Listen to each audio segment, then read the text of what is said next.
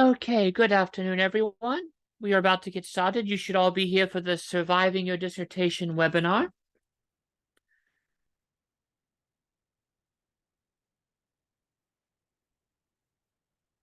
Let's make sure everything is in place, and then we will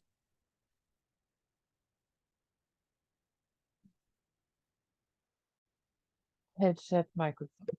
There we go.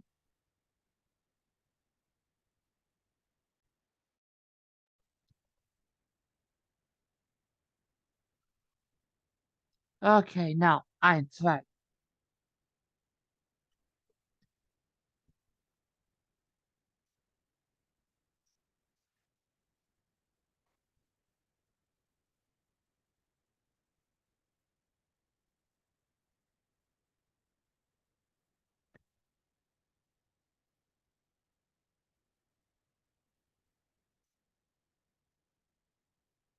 Okay, it is 3 o'clock. Good, good, good, good, good.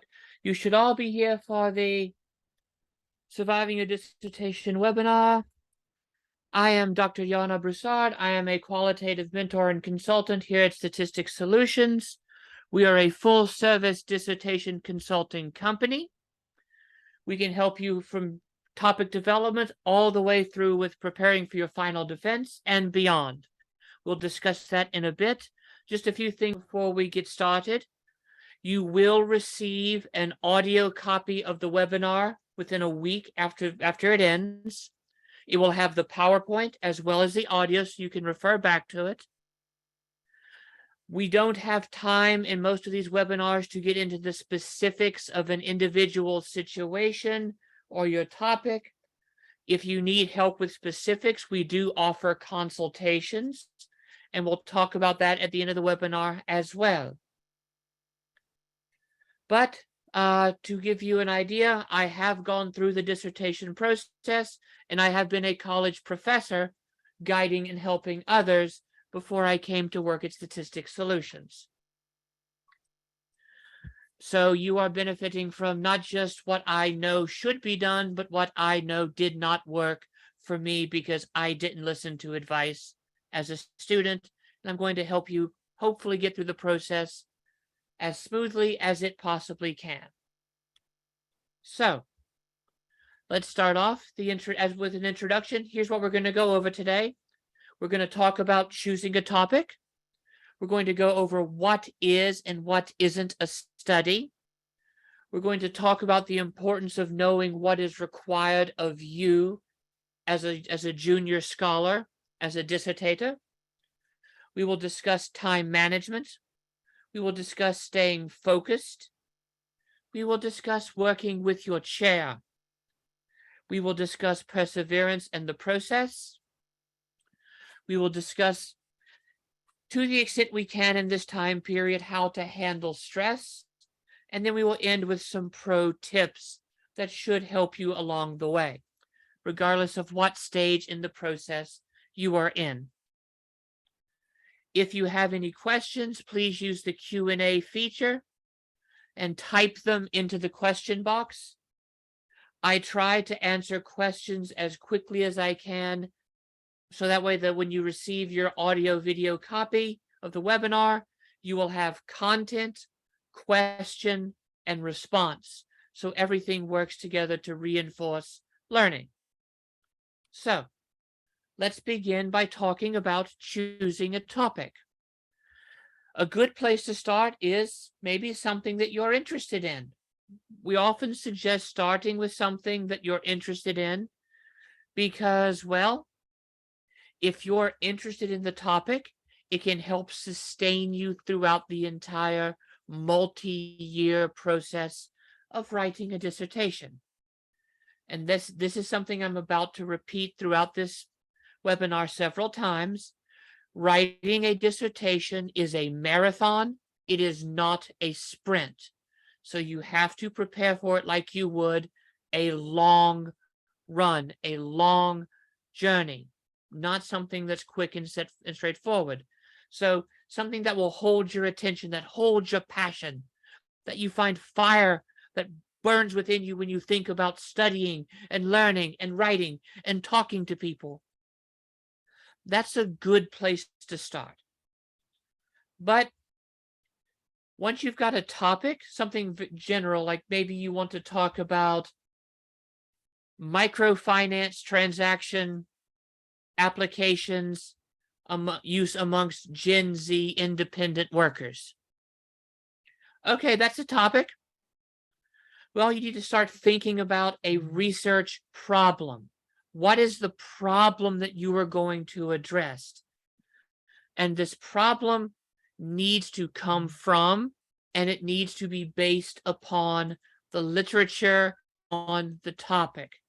As you take your topic, which is probably going to be broad, big, where you have many ideas, you start to focus onto a research problem, something that needs to be dealt with.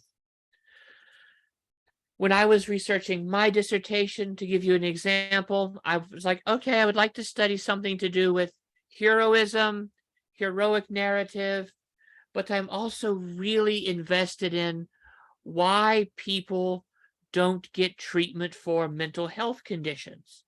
And so throughout the process, I talked to my chair, I looked at the literature, and what we ended up coming up with was, well, let's look at a big question and a problem, of the problem being veterans of the United States military who have been diagnosed with post-traumatic stress disorder don't seek treatment for their mental health. That's a problem.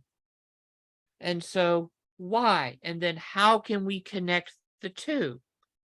Which led to a research question of, how do the ways in which American political, popular, and professional discourses that center warrior heroism connect the warrior ethos and the mental health in a way that impacts the likelihood of treatment seeking?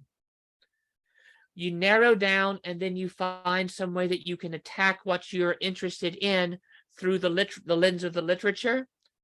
And to that end, you also may look to some of the coursework you've taken. The papers you write for your seminars can be a great way to either help you see what's out there in the literature so you can narrow down your focus, or they can expose you to things that you might not have thought about, and they can help you figure out a topic from that. I've had friends who came to grad school in my same cohort who, after taking a class and having to write a seminar paper on something that the professor suggested, that became their topic because it engaged them. They didn't know that they could write a dissertation on that particular topic. And that leads to the fact that your research problem and your topic must align with your program. The reason I went into the political, professional, and popular discourses, instead of just looking at why soldiers didn't seek treatment for PTSD, was because I was in a rhetoric program. And so instead of just looking at psychology, I had to look at the rhetoric around the warrior and his or her mental health state. And so how do we factor in the program and the focus of the program with what it is you wish to study in your dissertation? And something that was hard for me to learn, but it became something that once I learned this, it made it so much easier to move forward. Your study cannot save the world. You're probably not going to fix the problem, but you can make an impact. You can make a dent. You can shine a light on something that people may not have thought about. You can illuminate the next step for someone to come along and maybe figure out a solution. We build upon the shoulders of giants. That is how we see farther than those who came before us did. And so you climb up to the last level of giant, and you can see the next step or two. And then you become the giant upon whose shoulders someone else stands to move knowledge forward. But you have to choose a topic. And to help you understand that, let's talk about what is a study. A study is a focused, detailed investigation and analysis of a subject or a situation. We started with a topic, we've moved to problem, and a study narrows it down even further. Often because, say, I've got one client I'm working with, her problem is, well, interpersonal conflict in religious organizations is the problem. How do we deal with interpersonal conflict between congregations and pastors? Well, that's still a bit much. So she narrowed it down to a study of 3 particular African American Baptist churches, a case study linked by African American, Baptist, and church. So we had that, and she was able to focus the investigation and analysis to dig deep. A study is not a research paper, and it is not an argumentative paper. Now, let me explain this, because you will be conducting research. You will be making arguments. But when we define a research paper, that is basically what you wrote in secondary high school, if you will, or in your undergraduate classes, where you would just gather a bunch of sources and you would use those sources to support an argument. That is a research, that is an argumentative paper. You will be conducting research, both looking at the secondary sources for your background, your introduction, your lit review, your methodology. But a study is different in that once you have proven that you can understand all of that, you must then conduct your own investigation. It's not just regurgitating and synthesizing the ideas of others. It's using that as a basis to study something either no one has studied before, in a way no one has studied at present, or through a lens that hasn't yet been used. And you are not using the research of others to make your argument. You are using it to set up the credibility and the understanding that you understand where the topic is and where the field is in relation to knowledge on this particular object of inquiry, so that you can then go forth and give your readers the confidence that your research will be done properly, it will be done ethically, it will be done intelligently, and that your analysis will be something that is worthy of being seen as a contribution to the scholarly community. You are not simply making an argument, you are doing something far more complex and involved. And you need to understand the big components of your study and how they fit together. Your introductory chapter, which sets up the background, the problem, the purpose, and gives a preview of what you're going to do. The literature review, where you connect your study and what you plan to do to that which has come before, where you show that there is a gap in the literature that you are aiming to fill, where you show that you're taking something in a new direction. The methodology, where you set forth in detail what you plan to do to collect and analyze the data. Your results, where you present in its fullness your data analysis. And your discussion, where you put everything together, you explain what the findings actually mean in light of the broader issues, where you point to directions for future research. Perhaps you're going to offer some sort of activist role that people could consider taking, depending on what it is you are trying to accomplish. But you also, at this stage, especially if you're early in the process, you need to understand some of the other processes that go on with the dissertation. Maybe your school demands you write a concept paper to get approved before you work on your prospectus or proposal. Does your proposal require an oral defense? Well, what's that process like? What's the IRB process like? Most IRBs, you have to submit your prospectus or your proposal, as well as other documents and specific forms. And they only meet once every 3 to 4 months to make judgments. So you have to submit and then wait. What does data collection look like? What does data analysis look like? What does the final defense look like?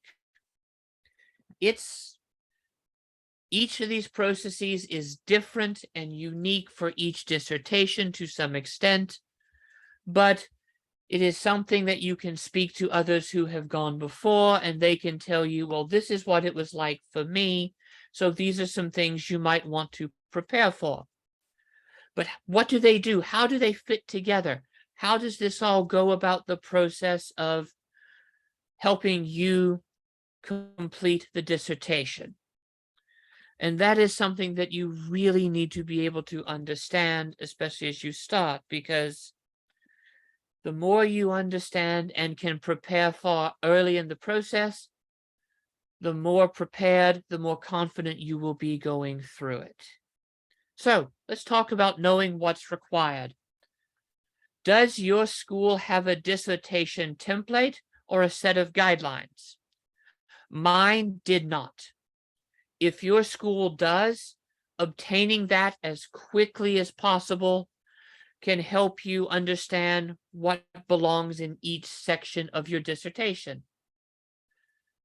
Because you need to familiarize yourself with the content of the dissertation, what goes in the introductory chapter, what goes in each section, what goes in the literature review, how should that look? What goes in the methodology, in the results or the findings, in the discussion. Familiarize yourself with the content, but start with the template.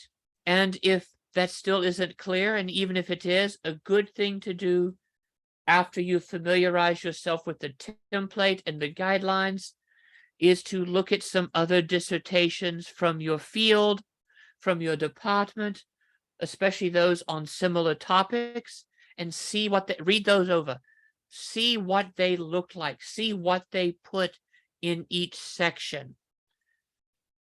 If the dissertation has been published, that means it has been completed. And so as a result, this gives you this also helps you know what's expected of you and what a good completed dissertation looks like. Ask people to show you some IRB forms. Ask people to show you what their concept papers look like if they're still in the program. Ask them to.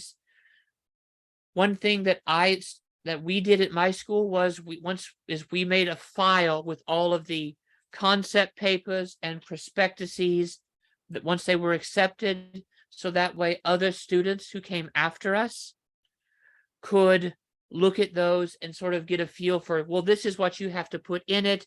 This is the level of detail that is required. This is how long it needs to be. That way you know what to expect going in. And familiarize yourself with your role as a student, as a junior researcher. What does they expect of you? A lot of it that shocks many people that I found, both as a student and as a faculty member, was they were surprised by the amount of self-discipline, the amount of individual working, that you have to initiate a lot of these processes and you have to keep yourself on task. Many people came from coursework where it was where everything was laid out. You had deadlines. weekly reading deadlines, weekly paper deadlines, monthly paper deadlines. With the dissertation, a lot of times you, in many ways, are on your own, with the only deadline being you have to finish in X amount of time. And so you have to be motivated, you have to be disciplined, you have to keep yourself on task. Which is why time management is something that you have to consider and become versed in. Life doesn't take a break, does it? Even if you're a full-time student and you don't have a family and you don't have to work, you can become ill. If you're in certain places, like I currently live in Louisiana and we are in hurricane season, you can be in the middle of writing something and you have to evacuate. COVID-19, when it happened, forced a lot of people to change their plans because all of a sudden you couldn't conduct face-to-face interviews anymore. Life doesn't take a break. We become ill when we least expect it. We have changes in our marital status. I got married while I was writing my dissertation.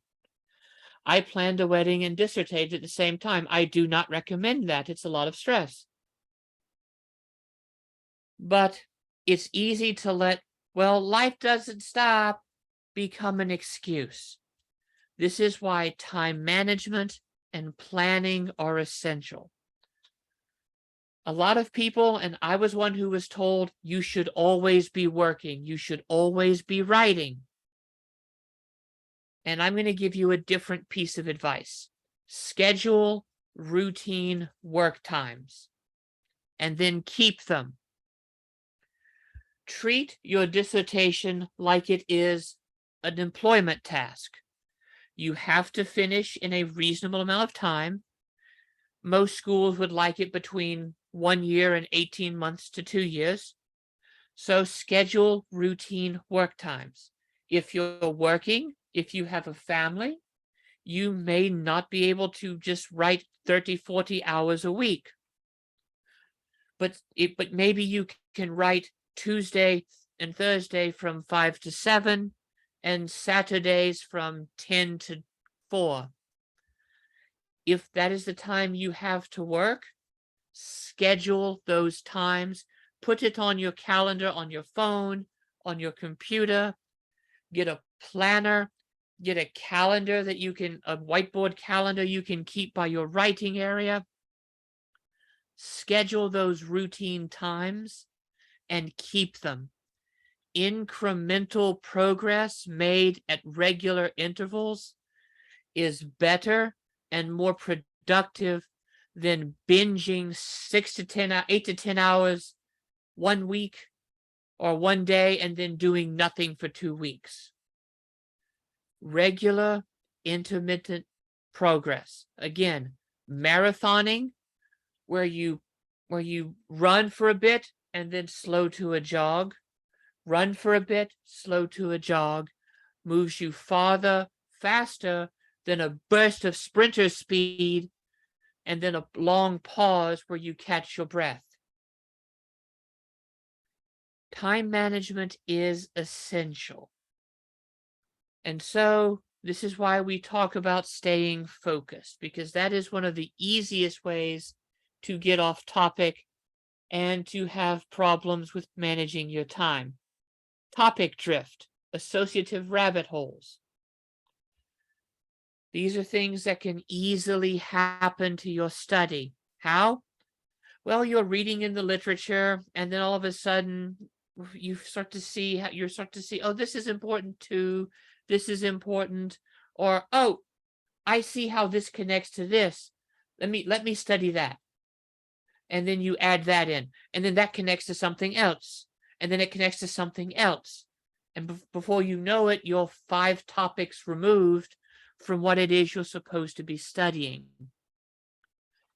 Research can be a lot of fun. It's something that I love doing. It's why I went to graduate school. But it is so easy to get sucked into that rabbit hole of just one more article. Let me just read this one more thing. Oh, and that leads me to look at this one more thing. And it stops you from making forward progress. That is why it is essential to, if you can, have 2 monitors up, or have some sort of, besides your working computer, something that will have your research problem, your research questions, and your research purpose all clearly positioned where you can look at them, because they are the spine of your study. And as you find yourself moving to new topics, down rabbit holes, ask yourself, does this new topic, does this new rabbit hole really address the problem, the question, and the purpose? Or am I looking at it because it's interesting? If it's interesting, write it down in a notebook and save it for later. There's nothing wrong with having something else to look at once you're finished, but you need to stay focused and keep everything aligned with, well, spinal alignment is one of those wonderful little metaphors, because if your spine gets out of alignment, your back hurts, you don't sleep well, you feel it in your body. And if your research in your dissertation gets out of alignment from its spine, it suffers from lack of focus and being hard to follow, and it becomes apparent to anyone reading it. Which is why throughout the entire process, you need to work productively with your chair. Your chair is there to mentor and to guide you. You need to be professional, you need to be respectful, and you need to be consistent. Your chair is someone who knows the process, they've gone through it. Hopefully, and probably they've guided others through the process as well. But remember, we all start somewhere. Everyone has a first student at some point. Be professional. Set up appointments to speak to your chair. Keep those appointments. If you can't keep the appointment, send an email as soon as you know, or a text or a phone call as soon as you know you can't make the appointment. Reschedule. Keep to deadlines as best as you can. Come with questions. If your chair has given you feedback and you disagree with something, come prepared to ask for their interpretation of why they said that. It's okay to disagree with your chair, but it is something where you need to say, well, this is why I think it should be the way I have it. Treat it like it is a discussion and a negotiation and not combative. Now, we are going to assume for most of this advice that your chair is not being combative or problematic. That's its own separate headache. I'll talk about that in just a little bit. Be respectful. Be respectful of your chair's time. Be respectful of their opinion. Be respectful of their position. We don't like it when people make us wait. And that's anyone. If someone is routinely late with showing up for meetings, if someone flakes and doesn't show up for meetings without letting us know, if someone doesn't turn things in on time, things that are not respectful of the person's time and efforts and energy. Be consistent. When you turn in something, not just keep the quality consistent, but keep the level of effort you show consistent. We don't always have good days. We have bad days. Hope a chair understands that, as long as you continue and consistently make progress. Now, I do want to briefly mention what happens if the chair is problematic. Most departments, and each department is different, but the departments I've been involved in, if the chair was problematic, first you would go to the department head. and discuss the matter with them, and they would try for some form of mediation. If necessary, a chair would then be removed from your committee and replaced with someone else. There are structures in place, but it can be scary to say, I don't think this is working out. I've seen it happen for others. I didn't have this problem with my chair, and so I can't attest to how it feels beyond listening to my friends speak about the process. But even though your chair may be a micromanager, you still need to take the initiative, schedule the meetings, request times to speak with them, send them working documents every so often. If they haven't, and recognize that sometimes when you send something via email, it can end up in a spam folder by mistake. And so if you don't hear back after a few days, follow up. Taking initiative in a professional manner is a mark of a good student. It's the mark of a young scholar.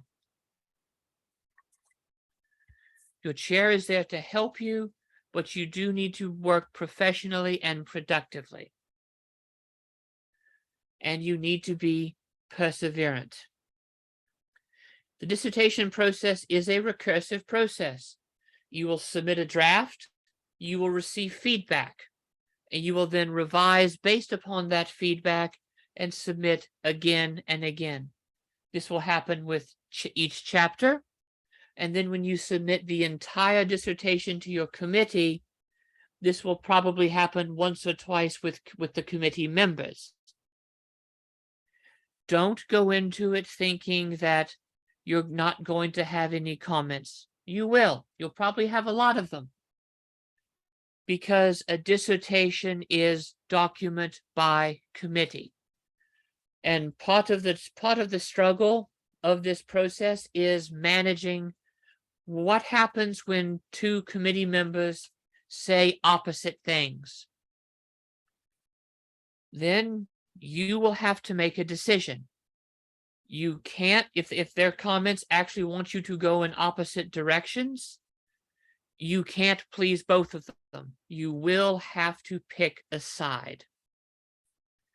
It's not a very common thing where that's a major problem, but it can happen. So one way to mitigate that from happening is to, when you're selecting your committee, pick committee members who work well together, who get along, who have similar interests and ideas and understandings. The role of comments is not to make you feel bad. It is to help you flesh out the ideas you have.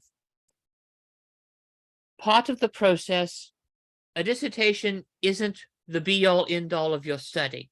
You could turn it into an article, which will require further revision and resubmission. You could turn it into a book. Same. You'll have to revise, add, change, take away, resubmit.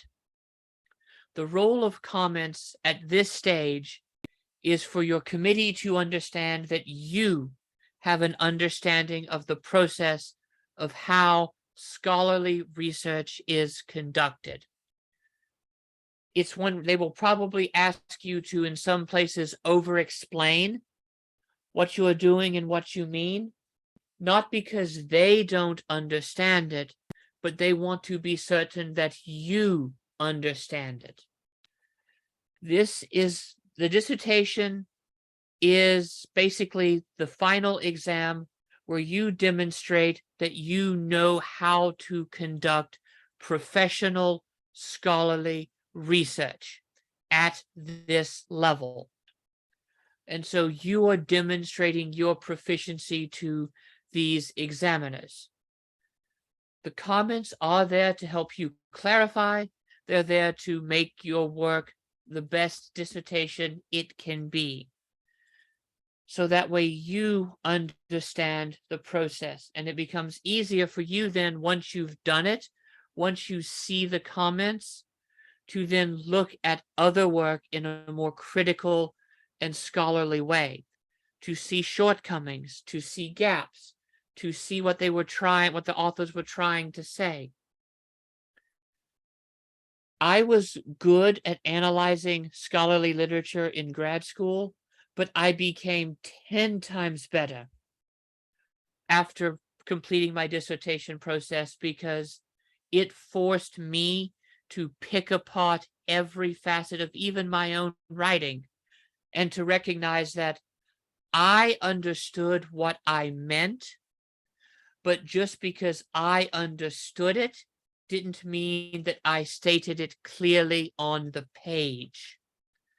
And so as a result, it made my writing better. It made my analyses better. It made me a better editor because things I would have glossed over before going, that's a little funny, but I know what is meant. No, it needs to be clear because someone reading this may be their first foray into this type of research or this topic, and they may not know what I mean as well as I do. Remember, what is clear in your head because you have been studying it for years, because you have been living with your data, is not clear necessarily in the head of a reader. And your job in the dissertation is to take what you know, what you have done, what you have understood, what you have studied and analyzed, and make all of that, both the process and the product, clear to your reader. And that's stressful, isn't it? It's a lot to consider. The dissertation itself can be a major source of stress. That's very, very easy to say. But let's talk about that, shall we? Staying engaged with your study, making continued progress is a way to reduce stress. If you're prepared, if you're progressing, things seem less daunting. If you break each section of the writing down into smaller sections, and you take one section at a time, you start to see results pile up faster. And you get that little dopamine and serotonin boost that comes from completing tasks, and it can help keep you going.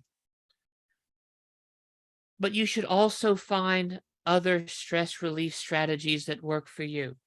For some, that's exercise. For some, that's spending time with friends, playing board games, playing video games, watching television, movies. Maybe you have a comfort show. It's like, for me, it was Batman the Animated Series, or playing old school Castlevania, or I know it's going to surprise people when I say this, but playing Dark Souls is something that relaxes me. Games but something like that. A friend of mine is a runner, so she would run 10 kilometers every morning to keep herself relaxed. I can hike in the mountains, but I can't run in the city. Hurts my knees. For others, reading a book that has nothing to do with research. If you have a pet, playing with your pet. Going on walks with your dog, if you have a dog, or multiple dogs. Spending time with family, cooking your favorite comfort foods, trivia night at the pub. There's therapy, speaking to a therapist just about the stress of the process. Dissertating is stressful. A lot of people in graduate school will pretend like they are not stressed, and it can make you feel isolated and alone. You're not alone. Everyone at some point in the process feels that pain and that stress. Talking about it, speaking to professional counselors, taking a break, if at all possible, taking 1 day a week where you don't look at your stuff. Don't research, don't write, don't check your school email. 1 day a week where you shut off scholar brain and you just be you, doing some of the other things you enjoy doing. Crochet, knitting, art, macrame, playing with Legos. There's anything that helps you relax, anything that calms you. And that's important. That rest is important because sometimes when you're stuck, just turning your mind to something else can help work that brain muscle in a way that brings a new idea and helps you see the project and the problem from a different light. You don't always have to be working. You are a human being. You are not a machine. You need rest. If you don't rest, if you don't take the time to relieve stress, your body will force you to at some point, and it will not pick the most opportune time. So consider doing yoga once a week. Spend Sunday afternoon having coffee and cake with your friends. Hiking in the mountains if you're lucky enough to have mountains to hike in. Fishing. Playing softball or football or American football. Frisbee football or frisbee golf as they call it here. Something to get your mind off of it. And now that moves into the final bit, the pro tips that I want to talk about. Keep track of your references early and throughout the process. EasyBib software, OneNote, Microsoft Word has a reference feature where you can keep track of references. Keep an annotated bibliography of every source you read that has the bibliographic entry and a 1 to 2 paragraph summary of the findings. Why? It becomes easier to go back and look for sources if you have all of that in place.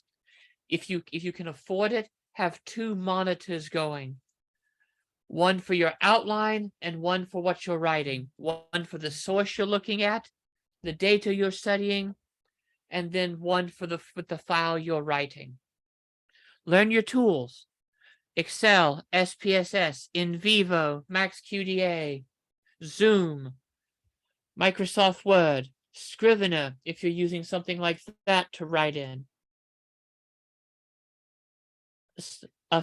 One thing that most people don't think about, and I just learned about this, there's a website called Goblin Tools. It has a task breakdown feature. It's free to use, 100% free. Goblin, like the little monster, tools. And you enter the task and you tell it how much and you give it sort of a chili pepper rating for how difficult the task is for you to complete, and it will then give you a step-by-step breakdown of what you need to do to complete the task. And it will turn that into a checklist that you can check off each thing that you do. And if you're stuck on a particular subtask, you can ask it to break that down into a series of tasks. It's something I just learned about. It's really great for making larger tasks seem surmountable by giving you smaller tasks to work on. Search function is your friend. Your dissertation will get quite large as a file, and so being able to use the search function. Articles can be quite long and quite detailed and dense. So knowing how to search for particular keywords in articles you're reading can help you move through them quickly. Google Scholar, university databases, all of these places to find different sources are essential. Using your resources, scholarly resources like the ones we've mentioned, librarians at your school, faculty members at your school, social and mental health support services, dissertation support services like our company, support services like family, friends, partners, therapists, counselors, people who can help you keep yourself aligned both mentally, physically, and socially so you don't experience or can help you mitigate burnout. If you don't know something, look it up. I can promise you there have been people talking about all sorts of things related to the dissertation process, how to interpret IRB findings, how to deal with comments, how to manage stress with dissertations, therapists in the area, librarians, libraries to go to. One thing that I have found that was helpful, because I didn't start using things like in vivo until after I'd finished graduate school. So YouTube video tutorials, those can be invaluable. And so places like that where you can learn about different things that could help you, or you can find different strategies. Message boards. Be careful on Reddit. Reddit is a special place, but there are message boards and online support groups for graduate students. There's social media support groups. There may be one in your school that you don't know about, but look into the things that you find yourself concerned with and confused by. And remember, there are those who are there to help. Your chair, your committee, librarians, people like us. And that leads to, well, if you do need additional support, I want to remind you that Statistics Solutions is a full-service dissertation consulting company providing graduate students and professors who need it with timely editorial support for their dissertations and other scholarly projects. We can help all the way through topic development, to preparing for your final defense, to turning your dissertation into a journal article, to working with books and other forms of research. We can help with qualitative, quantitative, and mixed method studies, critical studies. We go, as I said, all the way from topic development to prospectus, introduction, lit review, help with your methods, help with your analyses and your results, and your discussion. For information about our services and to receive a free 30-minute consultation that is available between Monday and Friday, 9 a.m. to 5 p.m. Eastern United States time, you can contact Janine Glace at janine@statisticsolutions.com. And as you can see from what Sierra has posted in our chat, the webinar recording and the slide deck will be sent to you within 48 hours, so you have access to this. You have the link for scheduling a consultation, as well as our free resources, and a link to sign up to other free webinars. We have a few minutes left. Does anyone have any questions?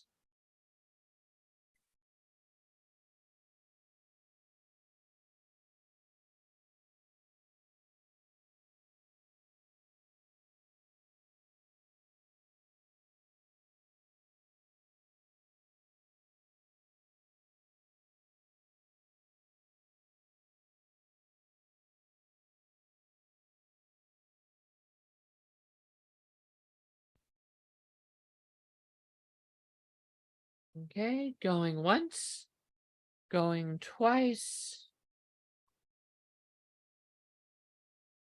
Okay, if there are no questions. We have something in the chat. Oh, you are quite welcome. Virginia, Edmund, you are both quite welcome. Ebtisam, you are welcome as well.